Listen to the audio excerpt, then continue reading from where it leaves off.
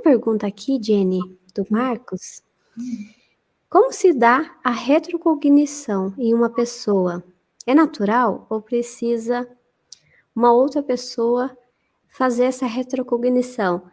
Tipo terapia. Tá. Eu quero que você responda, mas tem uma pessoa aqui maravilhosa que trabalha com... Já vou dar uma história para você, peraí. Bom, eu tenho certeza que a vivência de cada um, apesar de nós estarmos todos no mesmo caminho, é muito diferente, tá? É Marcos, né? Marcos. Sim. Então, o que acontece? Eu vim para lembrar, eu vim para fazer esse livro. Então, logo, eu lembrei sozinho. Né? As minhas retrocognições começaram a vir com detalhes, indo se acrescentando, igual que pecinhas do quebra-cabeça, mas elas começaram a vir sozinho. Aí, a partir de um ponto, que eu vou chegar lá, eu precisei de ajuda, mas enfim, foram 10 anos fazendo retrocognição sozinha. Mas isso não é uma regra, isso é uma exceção, né? Então, o que acontece que eu percebo que vai estar, inclusive, a questão da retrocognição, não só no meu livro vai ter os ensinamentos sobre o que eu aprendi, que eu acho que talvez possa ser contribuição para vocês, mas vai ter técnicas que eu usei para lembrar, tá? Porque eu fui aprimorando o meu próprio processo no caminho.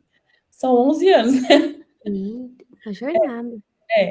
Então, mas uma das coisas que eu percebo, Marcos, é assim: começa a se questionar. Começa a olhar para a sua vida hoje, pega um papelzinho, uma caneta, sim, do básico. Começa a se questionar. Quem sou eu? Por que eu estou aqui? Quais são as coisas que eu gosto? Quais são as coisas que me atingem o emocional, o mental? Quais são os meus desafios? Quais são as minhas forças, as minhas fraquezas? Começa a questionar dentro de você isso. Questiona antes de dormir, se questiona sobre o porquê você reage como você reage perante as coisas. Se questiona, começa a ancorar a consciência do questionamento desse rapport, sabe? Esse sou eu, esse aqui é a vida, como que a gente está se relacionando, por que eu tenho essas reações? Porque ninguém tem as mesmas reações, as mesmas vivências, mesmo passando pelas mesmas circunstâncias. Então, o questionamento é a base principal para qualquer salto de consciência, mas para a retrocognição é fundamental, porque se você quer lembrar de quem você foi, você precisa saber quem você é, Isso. com certeza. Você precisa ter certeza, não pode ser uma teoria, sabe? Sim. Então, isso abre dentro de você, tanto mentalmente, cognitivamente, quanto emocionalmente, espiritualmente, uma aba de maturidade consciencial. E automaticamente os seus mentores, os seres que te acompanham, vão perceber o seu trabalho, o seu direcionamento e vão começar a trazer para vocês pessoas, circunstâncias, situações que te ajudem na retrocognição. Né? E, obviamente, eu também precisei de ajuda, porque eu tinha a prática vivencial, mas eu não tinha teoria ou técnica para isso. E o Jefferson, do Sol do Everest, que está comigo me ajudando a fazer o livro, inclusive, atende há 12 anos só. Muita experiência. Uma coisa pouca, assim. Vocês podem... A dele foi sobre retrocognição também, né? Porque tem bastante coisa, a gente pode falar, para o pessoal procurar aí no card, assistir a... Isso, tem 2 lives. A última foi eu contando das minhas retrocognições e a primeira foi falando sobre essa psicoterapia reencarnacionista, que é muito importante fazer com um profissional com muita ética, capacitado, e tem esse processo terapêutico. Depois da regressão, o que fazer com as informações, que é tão importante, não, Jenny? Então, até tá me vindo aqui, gente, vem as intuições, né? De Sim. falar para vocês assim, tá? Quero lembrar, e eu acho que realmente pra gente se conhecer por completo, a gente tem que lembrar, mas assim, o porquê que você quer lembrar? Porque às vezes a pessoa não tá dando conta, Pri, do emocional dela, das questões dela, das dificuldades dela dessa vida. E aí, você concorda comigo que é como se eu dobrasse a quantidade de problemas que eu vou ter?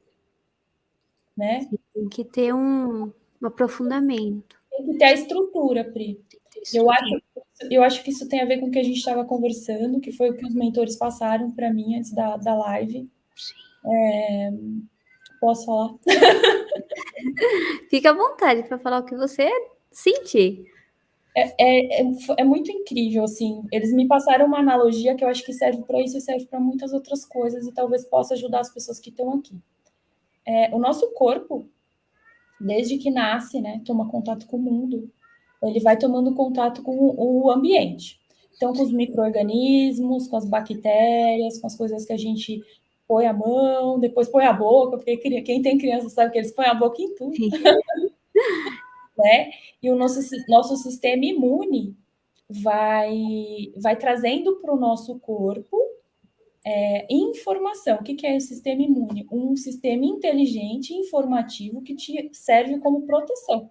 Então, obviamente, você não fica doente toda hora, você não vai pegar qualquer coisa, você já tem resistência ao meio que você vive. A espiritualidade é a mesma coisa, gente. Para a gente crescer consciencialmente, a gente tem que ganhar essa imunidade de alma, da vivência. Como eu ganho uma imunidade? Com a experiência. Isso, vivenciando mesmo. Porque assim, aí eu entro em contato com a dor, eu entro em contato com o desconforto, eu entro em contato com as experiências, eu entro em contato com o que me desafia, eu entro em contato com coisas que me trazem informação e eu vou evoluindo, eu vou crescendo. É uma imunidade consciencial. Então, muitas vezes, você ainda não conseguiu desenvolver essa imunidade no aqui e agora, e aí quer lembrar de uma outra vida, para ter uma justificativa do porquê esse aqui agora está difícil. Mas acontece que aí você complica o sistema. Então, a melhor forma da gente crescer, criar músculo, é fazendo exercício. Então, quando você olhar para as dificuldades, para essas coisas que você está passando agora, pense que você está criando imunidade. Você está ganhando informação. Pense que a sombra, ela não está aí para te atingir, ela está aí para você ativar a luz que tem dentro de você. Para que você seja a luz na sua vida. E aí a sombra se dissipa, porque a sombra é só a ausência dessa luz que você precisa acender, né? A gente precisa ganhar essa imunidade espiritual. Foi isso que os mentores me passaram hoje. Eu achei interessante, né? A gente nunca sabe por quê, mas eu espero que chegue até onde precisa chegar. Com certeza contribuiu muito. E é interessante, não, Jenny, que a espiritualidade sempre está nos ajudando, nos protegendo. Quando nós sentimos de procurar um profissional para fazer uma retrocognição, tem esse auxílio espiritual de lembrar de uma vivência para nos ajudar. Não é aquela que a gente às vezes acha que vamos lembrar. Então tem essa organização mesmo, e o profissional que é ético, ele primeiro traz uma intuição. Eu vou atender essa pessoa está com dificuldade emocional? Bom, ela precisa primeiro fazer esse trabalho interior, com terapeuta, com psicólogo. Então, não tem como a gente achar que, bom, se eu procurar uma pessoa ética, responsável, ela vai fazer. Não, ela não vai, porque ela trabalha com a espiritualidade, né? Traz essa intuição. Por isso que é importante a gente procurar um profissional, né? A gente falou do Jefferson, que eu acho que é a referência que todos temos. Referência para mim, sim. Mas existem, né, Pri, muitas pessoas que acabam fazendo, infelizmente, de qualquer maneira, de qualquer jeito, porque quer fazer, e aí o resultado é mais negativo do que positivo. Então, gente, se questione, né? Se questione do porquê eu estou fazendo isso, de qual é o aprendizado aqui, o que eu estou querendo acrescentar na minha jornada. E se você perceber que isso é um crescimento, vá com certeza, porque a Pri também tem as retrocognições dela, é o divisor de águas também. Nossa, e é tão profundo e tão maravilhoso que a gente vivenciando essa retrocognição, a gente percebe que todas as vidas a gente aprende, a gente evolui, porque às vezes a gente pode entrar naquela energia assim, nossa, eu sou uma pessoa que não contribuiu. Não, a gente evolui sempre.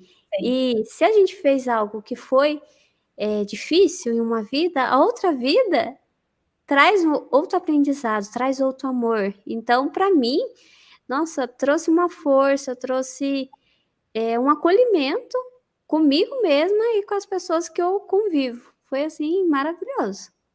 você tem um olhar, né, Pri, que já não é mais aquele olhar do estou aqui, sou humano, é o olhar do estou humana. Isso. E quando a gente, eu acho que Jesus é perfeito, né? Quando ele fala sobre o não julgamento. Porque a partir do momento que você aprende que todo mundo está aprendendo pelo contraste, e esse contraste às vezes vai ali, vai aqui, vai ali, mas é um aprendizado. Você para de julgar a experiência do outro, a vivência do outro e o caminho que o outro está fazendo. Porque no final das contas a gente vai chegar no mesmo lugar.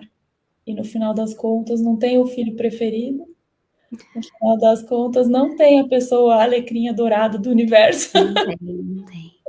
Sabe? Então, quando a gente lembra de outras vidas, a gente aprende a olhar para a gente com amor, com compaixão, com compreensão, e a gente aprende a transmitir isso para o outro.